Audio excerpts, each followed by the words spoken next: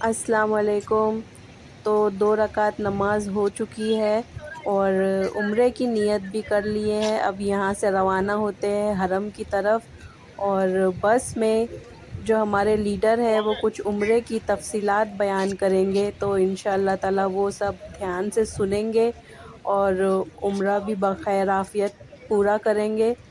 اور میں آپ لوگوں کے لیے دعا کروں گی کہ اللہ تعالیٰ آپ کو بھی عمرے کی سعادت نصیب فرمائے، آمین۔ دور ہو جائے۔ جب بھی احرام باندھیں مرد حضرات اس بات کا خیال رکھیں کہ ناف سے اوپر ہو۔ مرد کا جو ناف ہے، ناف سے لے کر ٹخنے تک کا جو حصہ ہے، یہ اس کے لیے چھپانا فرض ہے۔ تو مرد حضرات جب بھی احرام باندھا کریں اس بات کا خیال رکھا کریں کہ ناف سے اوپر ہو اور ٹخنوں سے نیچے ہو، ٹھیک ہے۔ اسی طرح بہت سارے لوگ احرام باندھتے ہی سیدھا کاندھا کھول دیتے ہیں۔ یاد رکھیے گا، مردوں کا سیدھا کاندھا صرف طواف کے 7 چکر میں کھلا ہونا چاہیے۔ طواف کرتے ہوئے 7 چکر میں کاندھا کھلا ہونا چاہیے۔ صحیح کرتے ہوئے، نماز پڑھتے ہوئے یا عام حالت میں جیسے ابھی آپ ہیں، کاندھا ڈھکا ہونا چاہیے۔ کاندھا کب کھلے گا؟ طواف کے 7 چکر میں۔ لبیک سب سے افضل ذکر ہے۔ احرام کی حالت میں سب سے افضل ذکر ہے لبیک پڑھنا، اور جب بھی لبیک پڑھا جائے گا تو 3 مرتبہ پڑھنا، یہ مستحب ہے۔ حرم پاک میں جائیں گے، نگاہیں نیچی رکھتے ہوئے داخل ہوں اور پہلی نظر کعبۃ اللہ شریف کو دیکھیں، دعا کریں کہ اس وقت اللہ تعالیٰ اپنے اس بندے کی دعا کو جلدی قبول فرماتا ہے۔ دعا قبول ہو یا نہ قبول ہو، بندے کا کام ہے مانگنا اور مانگتے رہنا، شکوہ نہیں کرنا کہ دعا کر رہے ہیں قبول نہیں ہو رہی۔ اتنے سال ہو گئے جناب، مکے بھی گئے، مدینے بھی گئے، فلاں اولیاء کے مزار بھی گئے، دعا قبول نہیں ہو رہی۔ آدم علیہ السلام کی دعا 350 سال کے بعد قبول ہوئی ہے، اور آدم علیہ السلام کون؟ اللہ کے نبی، گناہوں سے پاک، گناہوں سے معصوم، اس کے باوجود 350 سال کے بعد رب دعا قبول کر رہا ہے۔ ہماری اور آپ کی عمر کتنی ہے؟ 80 سال، 90 سال، 100 سال، اس کے بعد ختم۔ اس مختصر سی زندگی میں بھی ہم میں سے اکثر لوگ کہتے ہیں کہ دعائیں قبول نہیں ہو رہی۔ پہلے تو ہم یہ سوچیں کہ ہم ہیں کون اور ہماری اوقات کیا کہ ہم اللہ کی بارگاہ میں یہ شکایت کریں کہ اللہ کی بارگاہ میں ہماری دعا قبول نہیں ہوتی۔ یہ تو شکر ہے اس کا کہ وہ ہمیں دعا مانگنے کی توفیق دے رہا ہے۔ یہ تو شکر ہے اس کا کہ نافرمانی کرنے کے باوجود بھی اپنی نعمتیں عطا فرما رہا ہے۔ یہ تو شکر ہے اس کا کہ گناہ کرنے کے باوجود بھی اپنے در پہ بلا رہا ہے۔ تو یہ شکوہ اور شکایت ہمیں زیب نہیں دیتا۔ دعا ہر حال میں قبول ہے، یاد رکھیے گا۔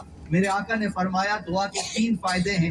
پہلا فائدہ، جو کچھ مانگ رہے ہو تمہارے حق میں بہتر ہوگا تو اللہ تمہیں وہ عطا کر دے گا۔ دوسرا فائدہ، تمہارے حق میں اگر وہ بہتر نہیں جو کچھ تم مانگ رہے ہو تو اللہ اس کے بدلے تمہیں دوسری نعمت عطا کر دے گا۔ اور تیسرا فائدہ، اگر تمہیں تمہاری دعاؤں کو قبول نہیں کیا گیا، دوسری نعمت نہیں دی گئی، تو اللہ تمہاری اس دعا کو قیامت کے دن تمہارے لیے اٹھا کر رکھ لے گا۔ اور جب تم قیامت میں رب کی بارگاہ میں جاؤ گے اور اپنی ناقبول ہونے والی دعاؤں کا ثواب دیکھو گے، تو پھر اس وقت تم یہ سوچو گے اور خیال کرو گے کہ کاش دنیا میں کوئی دعا قبول نہ ہوتی اور آخرت میں مجھے اس کا ثواب مل جاتا۔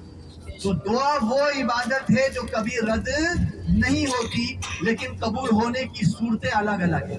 اور سب سے پیاری صورت یہی ہے کہ اللہ ہمیں قیامت کے دن اس کا ثواب عطا فرمائے، کیونکہ اس دن پتہ چلے گا نیکیوں کا کیا بھاؤ ہے۔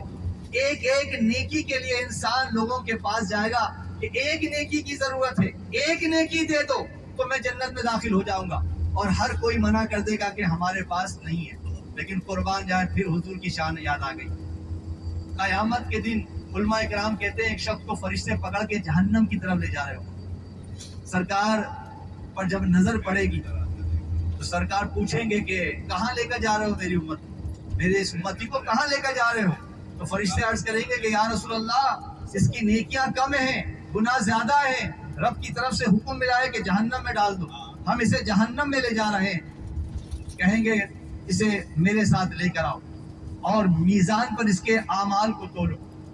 فرشتے پھر واپس اس کے اعمال کو تولیں گے اور وہی فیصلہ ہوگا، نیکیاں کم گناہ زیادہ ہوں گے۔ حضور ایک ورقہ، ایک پرچہ نکالیں گے اور اس کو اس کی نیکیوں والے پلڑے میں ڈال دیں گے۔ وہ پرچہ نیکیوں کے پلڑے میں ڈالنا تھا کہ اس کا وزن بھاری ہو جائے گا اور اس وجہ سے اسے جنت کا حکم مل جائے گا۔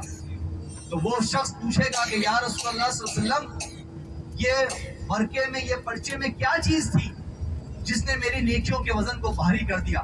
تو میرے آقا فرمائیں گے تو نے ایک مرتبہ محبت سے مجھ پر درود پڑھا تھا، یہ پرچے پہ وہی تیرا درود پاک کی نیکیاں تھی جس نے تیرے نیک اعمال کو بڑھا دیا۔ حضور پر درود پڑھنا گویا یہ اپنی نیکیوں میں اضافہ کر رہا ہے۔ درود پڑھنے کے 3 فائدے ہیں۔ نمبر 1 نیکیوں میں اضافہ کرتا ہے، نمبر 2 گناہوں کو مٹاتا ہے، اور نمبر 3 درجات جنت میں درجات کو بلند فرماتا ہے۔ ایک عمل اور 3 فائدے، تو اپنے معمول بنا لیجیے کہ روزانہ کچھ نہ کچھ اللہ کے پیارے محبوب پر اپنے آقا و مولا پر درود پڑھنے کا ہم معمول بنائے۔ تو عرض کر رہا تھا کہ کعبے پر جب پہلی نظر پڑے گی تو اس وقت اللہ تعالیٰ دعا کرنے والے کی دعا کو جلدی قبول فرماتا ہے۔ کعبۃ اللہ شریف کے 4 کونے ہیں۔ پہلا کونا رکن حجر اسود جس کونے پہ حجر اسود رکھا ہے، دوسرا کونا رکن عراقی جس کا رخ عراق کی طرف، تیسرا کونا رکن شامی جس کا رخ شام کی طرف، چوتھا کونا رکن یمنی جس کا رخ یمن کی طرف۔ تو 4 کونے ہیں۔ حجر اسود کے سامنے کھڑے ہوں، مرد حضرات اپنا سیدھا کاندھا کھول لیں اور پہلے کعبۃ اللہ شریف کے طواف کے 7 چکروں کی نیت کریں۔ اے اللہ میں تیرے گھر کعبۃ اللہ شریف کے طواف کے 7 چکروں کی نیت کرتا ہوں، اسے میرے لیے آسان کر دے اور میری طرف سے قبول فرما۔ نیت کرنے کے بعد حجر اسود کے سامنے اس طرح کھڑے ہوں، آپ کا چہرہ، آپ کا سینہ اور آپ کے دونوں ہاتھوں کی ہتھیلیاں حجر اسود کے سامنے ہوں، اور آپ استلام کریں بسم اللہ والحمد للہ اللہ اکبر الصلاۃ والسلام علی رسول اللہ کہہ کر اپنے ہاتھوں کی ہتھیلیوں کو چوم لیں، اور پھر اس طرح گھوم جائے کہ کعبۃ اللہ شریف آپ کے لیفٹ پر الٹے ہاتھ کی طرف۔ حجر اسود سے طواف شروع کریں گے۔ درود شریف، کلمہ، استغفار یا ہر چکر کی دعا جو آپ کے لیے پڑھنا آسان ہو، اب آپ یہاں سے پڑھتے ہوئے طواف کرتے ہوئے جب چوتھے کونے پہ آئیں گے رکن یمنی پر، تو وہاں سے آپ نے پڑھنا ہے ربنا آتینا فی الدنیا حسنہ وفی الآخرۃ حسنہ وقنا عذاب النار۔ دعا پڑھتے ہوئے حجر اسود پر پہنچیں گے تو آپ کا ایک چکر مکمل ہو جائے گا۔ رکن یمنی سے حجر اسود تک دعا پڑھنے میں کیا راز ہے؟ یہاں دعا پڑھنے کا کیوں فرمایا گیا؟ اس لیے کہ رکن یمنی سے رکن حجر اسود کا جو یہ حصہ ہے اس کو کہتے ہیں مستجاب، اور مستجاب کے معنی قبولیت کا مقام، قبولیت کی جگہ۔ اللہ تعالیٰ نے مستجاب پر 70,000 فرشتے مقرر کیے ہیں جو دعا کرنے والوں کی دعا پر آمین کہتے ہیں۔ تو مستجاب پر دعائیں قبول ہوتی ہیں۔ تو پورا چکر حجر اسود سے شروع ہوگا، حجر اسود پر ختم ہوگا، تو یہ ایک چکر کہلائے گا۔ حجر اسود کے سامنے جب پہنچیں گے تو ہاتھوں کے اس طرح اشارے کر کے استلام نہیں کریں، یہ خلاف سنت ہے۔ جب حجر اسود کے سامنے پہنچیں گے تو وہاں رک کر سیدھے ہو کر جیسے پہلی مرتبہ استلام کیا تھا اسی طرح دوسری مرتبہ بھی استلام کریں گے، پھر دوسرا چکر شروع کریں گے۔ اس طرح پورے 7 چکر کاٹیں گے، ہر چکر حجر اسود سے شروع ہوگا، حجر اسود پر ختم ہوگا۔ اس طرح 7 چکر ہوں گے، اور جب 7واں چکر حجر اسود پر مکمل ہوگا تو 8ویں مرتبہ استلام کریں گے۔ تو یہ ہمارا طواف کہلائے گا۔ تو طواف میں کتنے چکر ہوں گے؟ 7، اور استلام کتنی بار کیا جائے گا؟ 8 بار۔ طواف کرتے ہوئے وضو کا ہونا لازمی ہے، شرط ہے۔ طواف بغیر وضو نہیں کیا جاتا۔ طواف مثل نماز ہے، جیسے نماز بغیر وضو نہیں پڑھ سکتے اسی طرح طواف بغیر وضو نہیں کر سکتے۔ طواف کرتے ہوئے اگر شروع کے 3 چکروں میں سے کسی چکر میں آپ کا وضو چلا جائے تو جائیے وضو کر کے آئیے اور نئے سرے سے دوبارہ طواف شروع۔ اور اگر آخری کے 4 چکروں میں سے اگر وضو چلا جائے تو جہاں سے وضو ٹوٹنے پر طواف کو چھوڑا تھا وضو کر کے آ کر پھر وہیں سے اپنا طواف کا سلسلہ دوبارہ شروع کیجیے۔ اسی طرح طواف کرتے ہوئے اگر نماز کا وقت ہو جاتا ہے تو رک جائیے اور نماز ختم ہونے کے بعد پھر دوبارہ وہیں سے اپنا طواف کا سلسلہ شروع کیجیے۔ طواف کے شروع کے 3 چکروں میں مردوں کے لیے رمل کرنا سنت ہے۔ رمل کیا؟ تھوڑا سا اکڑ کر سینہ نکال کر تیز تیز قدموں کے ساتھ طواف کیا جائے، اس کو رمل کہتے ہیں۔ اور شروع کے 3 چکروں میں رمل کرنا سنت ہے، آخری کے 4 چکروں میں رمل نہیں کیا جاتا۔ اگر پہلے میں بھول گئے ہیں تو دوسرے اور تیسرے میں کر لیں، اگر دوسرے میں بھی بھول گئے تو تیسرے میں کر لیں، اور اگر شروع کے 3 چکر میں رمل کرنا بھول گئے تو اب آخری کے 4 چکروں میں رمل نہیں ہوتا۔ ٹھیک ہو گیا؟ طواف کرتے ہوئے آپ کا چہرہ، آپ کا سینہ کعبے کی طرف نہیں ہونا چاہیے، نگاہیں نیچی رکھتے ہوئے طواف کیا جائے۔ طواف مکمل ہو جائے، سیدھا کاندھا مرد حضرات ڈھک لیں، مرد اور خواتین دونوں جو ابھی آپ نے طواف کیا ہے اس کی 2 رکعت نماز نفل پڑھیے، طواف کی جو نماز ہے یہ پڑھنا واجب ہے. نماز نفل ہے لیکن اس کا پڑھنا واجب ہے.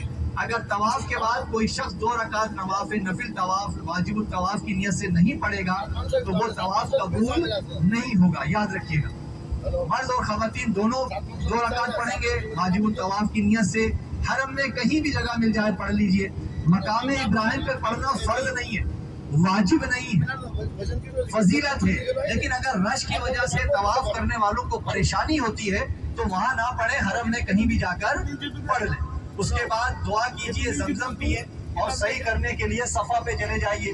صفا پہ جا کر کعبۃ اللہ شریف کی طرف رک کر کے پہلے دعا کیجئے, صحیح کے 7 چکروں کی نیت کیجئے, اور پھر جب آپ صفا سے مروہ جائیں گے 1 چکر, مروہ سے صفا آئیں گے 2 چکر, تو 7واں چکر مروہ پہ مکمل ہو جائے گا. صفا سے مروہ یا مروہ سے صفا جائیے. چھت کے اوپر گرین لائٹیں لگی ہیں, ان گرین لائٹوں کے درمیان مردوں کے لیے دوڑتے ہوئے جانا اماں ہاجرہ کی سنت ہے. 7 چکر مکمل ہو جائیں, اس کے بعد 2 رکعت نماز نفل صحیح کی نیت سے پڑھیے. صحیح کی نماز پڑھنا یہ مستحب ہے, پڑھ لیا تو ثواب, نہیں پڑھا تو کوئی گناہ نہیں. نفل پڑھنے کے بعد مرد حضرات اپنے سر کے بالوں کی تقصیر یا حلق کروا لیں. خواتین چھٹیاں کے پیچھے سے آدھے پورے بال کاٹ دیں. اس طرح آپ کا یہ عمرہ مکمل ہو گیا, احرام کی پابندی ختم ہو گئی.